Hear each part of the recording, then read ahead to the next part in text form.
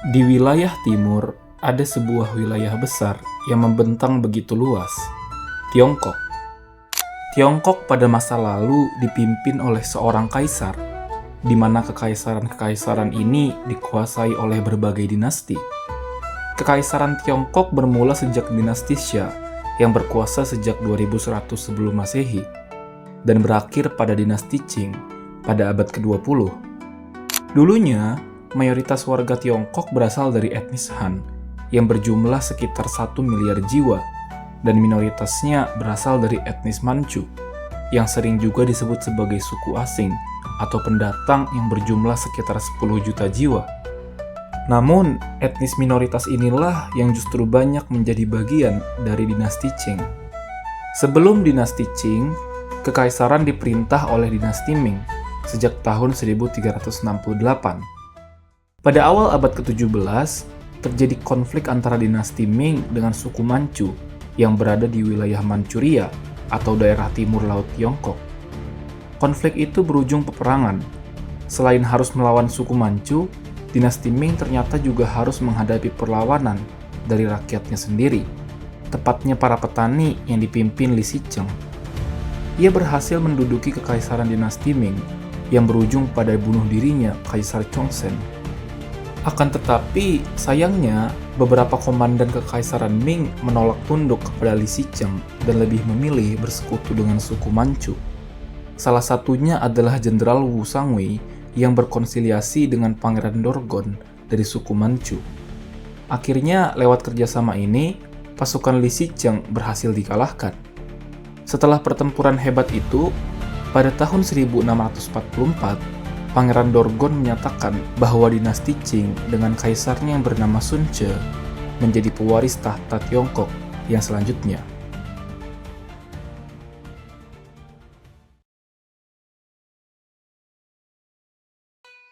Pada awal masa dinasti Qing, terdapat rute perdagangan yang menghubungkan Tiongkok dan bangsa Asia lainnya.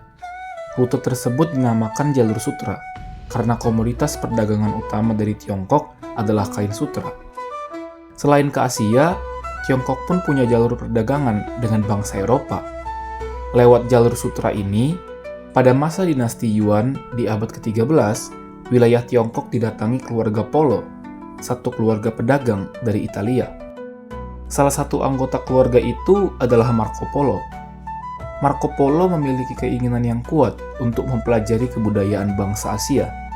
Oleh karena itu, ia diangkat sebagai duta dinasti Yuan. Setelah mendapat pengetahuan tentang bangsa Asia, Marco Polo kembali ke Eropa pada tahun 1295. Di Eropa, Marco Polo membagikan pengetahuan yang dimilikinya tentang bangsa Asia. Pengetahuan inilah yang kelak akan menjadi rujukan bagi bangsa Eropa untuk menentukan rute perjalanan ke Asia. Ini tentunya membuat hubungan bangsa Tiongkok dan bangsa Eropa semakin baik. Salah satu golongan yang memiliki hubungan harmonis dengan dinasti Qing di Tiongkok adalah para misionaris Kristen. Bahkan, ada dari mereka yang menjadi bagian penting di dalam kekaisaran. Akan tetapi, terkadang hubungan itu bisa kandas di tengah jalan. Misalnya saja konflik Rusia dan Tiongkok tentang masalah wilayah perbatasan.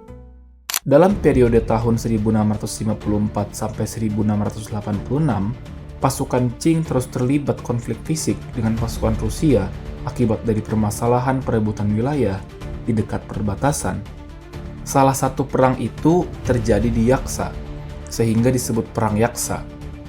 Pasukan Qing memenangkan pertempuran, dan tak lama setelah itu, disepakatilah perjanjian Mersing di tahun 1689 yang berisi aturan-aturan tentang batas-batas wilayah antara Tiongkok dan Rusia, serta aturan mengenai hubungan perdagangan antara kedua negara.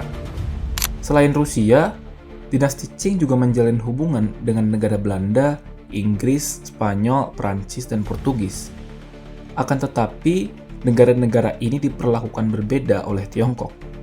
Rusia diperbolehkan berdagang di Beijing yang merupakan ibu kota kekaisaran. Ini pun telah diatur di dalam perjanjian Mersing. Sementara, bangsa lainnya hanya boleh berdagang di wilayah yang terbatas. Bangsa selain Rusia risih dengan perlakuan yang berbeda ini, terkhususnya dalam bidang perdagangan. Apalagi, Tiongkok menyediakan banyak kebutuhan di Eropa, contohnya teh.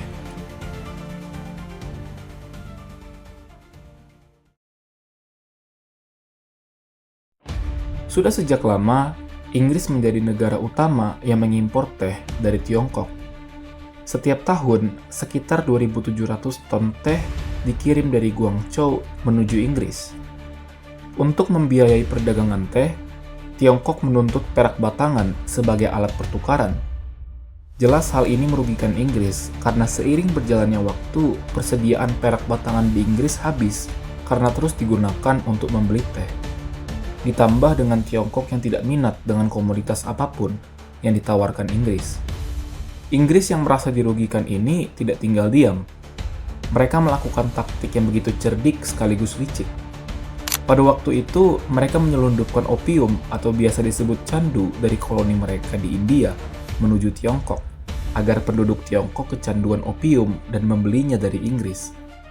Tak perlu waktu lama, Tiongkok banyak membeli opium dari Inggris, di mana Inggris juga menuntut perak batangan sebagai alat pembayaran. Pembelian opium menyebabkan stok perak batangan Tiongkok habis hanya untuk membeli candu dari Inggris. Tentu ini merugikan Tiongkok. Oleh karena itu, dinasti Qing melarang penggunaan candu di Tiongkok. Kaisar Yongzheng pada tahun 1729 melarang impor candu kecuali untuk kegunaan medis. Selain itu, pada tahun 1799, Kaisar Qiaqing mengeluarkan dekret kekaisaran yang melarang rakyat menghisap candu dan juga mengimpor candu. Meskipun sudah dilarang, masih saja ada yang menyelundupkan candu ini. Misal pada tahun 1820, yang penyelundupannya mencapai angka 9.708 peti candu, dan pada tahun 1835, penyelundupannya meningkat drastis, sampai lebih dari 35.000 peti. Tiongkok yang sudah geram pun memerintahkan warganya untuk membakar candu-candu itu. Pembakaran ini jelas merugikan Inggris.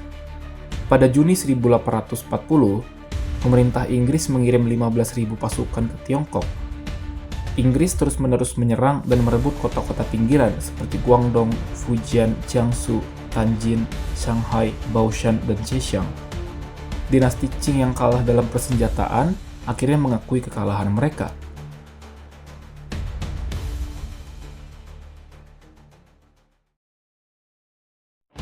Sebagai konsekuensi kekalahan, dinasti Qing harus menandatangani perjanjian Nanjing pada 29 Agustus 1842. Dalam perjanjian ini, disetujui bahwa Tiongkok membuka 5 kota pelabuhan untuk perdagangan dengan Inggris, yaitu Shanghai, Ningbo, Xiamen, Fuzhou, dan Guangzhou. Selain itu, pemerintah Qing harus membayar biaya perang sebesar 21 juta dolar sebagai kompensasi atas kerusakan yang diderita Inggris, serta kebijakan penurunan barang impor yang begitu drastis. Beberapa tahun setelahnya, Inggris menuntut dinasti Qing membuka seluruh wilayah Tiongkok untuk perusahaan dagang Inggris, East India Company, serta melegalkan perdagangan candu di Tiongkok. Namun, dinasti Qing menolak tuntutan-tuntutan ini. Akibatnya, hubungan keduanya semakin buruk.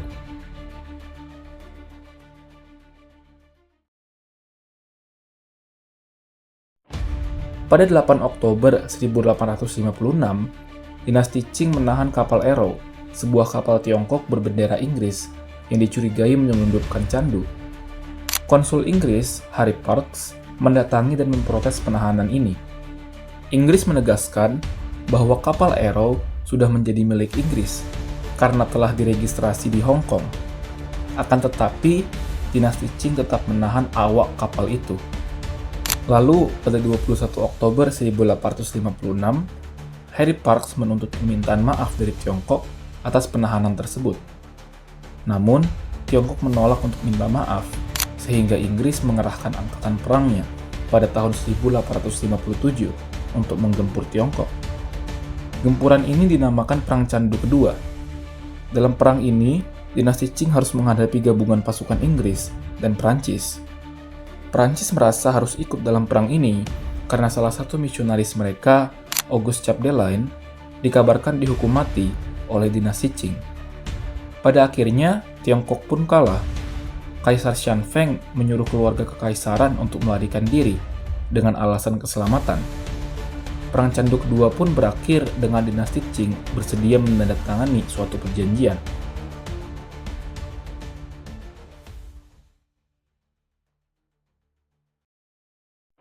Dinasti Qing yang kalah harus bersedia menandatangani perjanjian Tianjin pada Juni 1858. Perjanjian itu berisi tentang urusan dagang dan kegiatan misionaris di Tiongkok, ganti rugi perang, dan beberapa poin perjanjian lainnya. Pada saat itu, Inggris dan Prancis meminta Tiongkok untuk mendirikan kedutaan asing di sana. Namun, dinasti Qing tak mau melakukannya.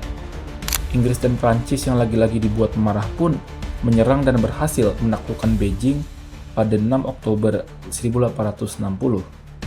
Dinasti Qing kemudian harus menyepakati suatu konvensi bernama Konvensi Peking yang berisi persetujuan agar pelabuhan lebih terbuka dan perdagangan candu dilegalkan.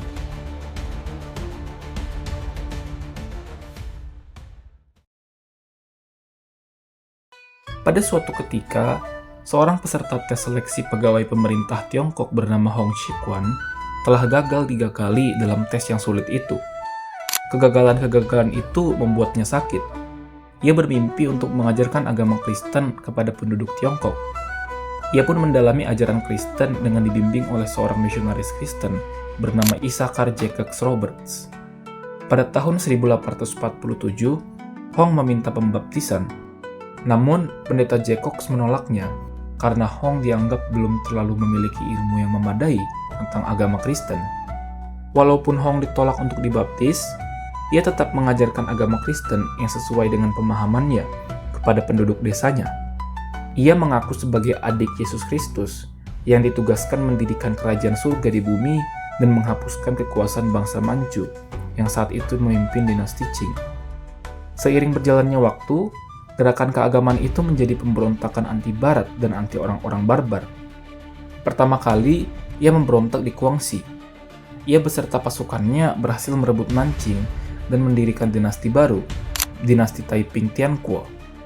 Ia mengakui dan mengidentifikasi dirinya sebagai Raja Langit. Akan tetapi, kekuasaannya tidak bertahan lama. Ia terbuai oleh kemewahan, tentaranya tidak lagi disiplin dan loyal padanya. Ia pun mengalami perpecahan dengan jenderalnya, Yang Xiuqing. Pada September 1856, terjadi insiden Tianjin yang menewaskan Yang Xiuqing dan 20.000 pasukannya. Melihat kondisi ini, dinasti Qing dan bangsa Barat bekerja sama untuk meredakan konflik ini. Mereka berhasil merebut 50 kota yang dikuasai oleh pemberontak Taiping. Pada akhirnya, Nanjing berhasil dikepung tentara Qing dan pemberontakan itu berakhir pada 19 Juli 1864. Hong yang putus asa pun kemudian bunuh diri.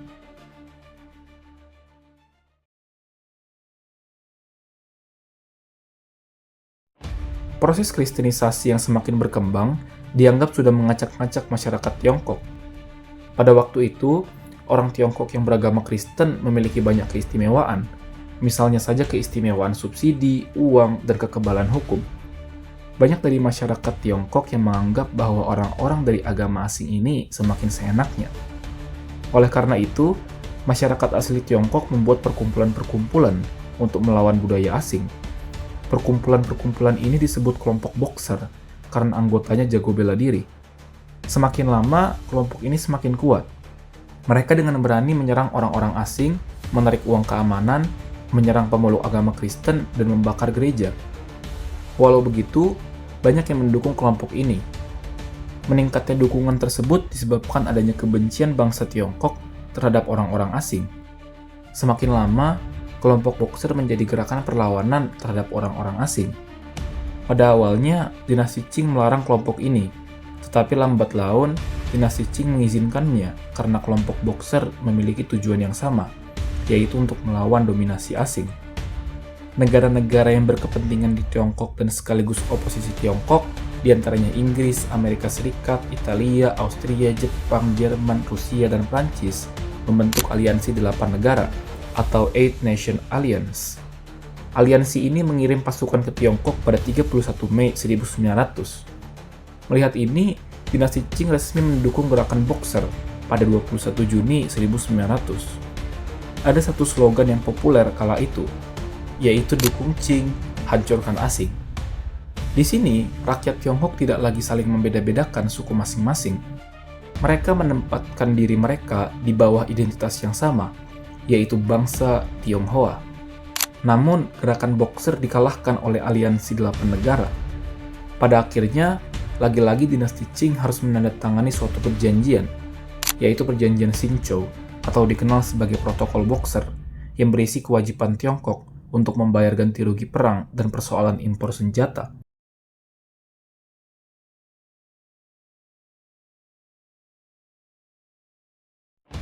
Di awal, kita sama-sama mengetahui bahwa dinasti Qing dikuasai oleh etnis minoritas, yaitu suku Manchu. Hal ini rupanya tak terbebas dari masalah. Suku Han yang merupakan etnis mayoritas tidak menyukai kalau harus dipimpin oleh suku minoritas, seperti suku Manchu. Misalnya ketika ada kebijakan-kebijakan baru yang cenderung tak menguntungkan bagi suku Han, maka hubungan mereka akan semakin meregang. Misalnya kebijakan untuk membantai sisa-sisa pengikut dinasti Ming pada masa-masa awal dinasti Qing. Selain itu, ada juga kebijakan Taochang, yaitu setiap laki-laki harus memotong bagian depan rambut dan menguncir panjang rambut ke belakang. Ini sebagai bukti kesetiaan orang-orang Tiongkok kepada dinasti Qing. Pada saat itu, masyarakat semakin tidak percaya dengan kekaisaran dinasti Qing. Ditambah lagi, kekalahan Tiongkok dalam Perang Tiongkok-Jepang I atau Perang Sino di tahun 1894 sampai 1895. Dinasti Qing harus menandatangani perjanjian Shimonoseki yang isinya sangat merugikan rakyat Tiongkok. Ditambah lagi lemahnya dinasti Qing dalam menahan pengaruh Eropa di Tiongkok, contohnya pada Perang Candu. Selain itu, dinasti Qing pun dianggap sudah terlalu buruk karena pemerintahan yang dijalankan sangat ketinggalan zaman. Belum lagi masalah-masalah pejabat korup yang senang sekali menyengsarakan rakyat demi keuntungannya sendiri.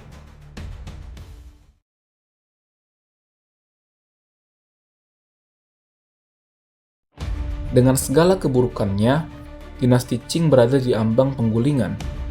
Rakyat sangat ingin menggulingkan dinasti ini. Tiba-tiba, muncullah seorang dokter revolusioner, yaitu Dr. Sun Yat-sen, yang memiliki gagasan nyata revolusi. Ia dikenal dengan berbagai pemikirannya. Contohnya adalah gagasan 3 asas kerakyatan, atau San Min Cui, yaitu Min Sen, Min Su, dan Min Sheng. Ia memiliki cita-cita untuk menaikkan derajat bangsa Tiongkok menjadi sejajar dengan bangsa Barat dan membuat Tiongkok memiliki sistem pemerintahan yang demokratis. Ide-ide ini bukan hanya omongan belaka.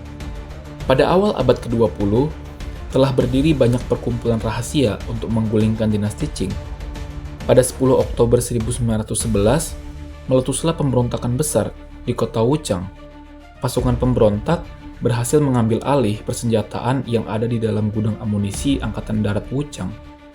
Lalu, di bawah pimpinan Li Yuanhong, pasukan pemberontak Wuchang membulatkan tekad untuk menggulingkan dinasti Qing dalam waktu 1 bulan saja. Sebanyak 15 provinsi menyatakan lepas dari pemerintahan dinasti Qing. Akhirnya, terjadilah revolusi tahun 1911 atau Revolusi Xinhai. Pada 11 November 1911, pasukan revolusioner menuntut Kaisar Puyi untuk turun tahta. Namun, tuntutan ini ditolak karena dinasti Qing masih mau menjadi penguasa Tiongkok. Semakin lama, dukungan rakyat dan daerah kekuasaan yang direbut semakin banyak. Kaum revolusioner lalu merumuskan bentuk pemerintahan sementara pengganti kekaisaran dinasti Qing. Berikut kronologinya.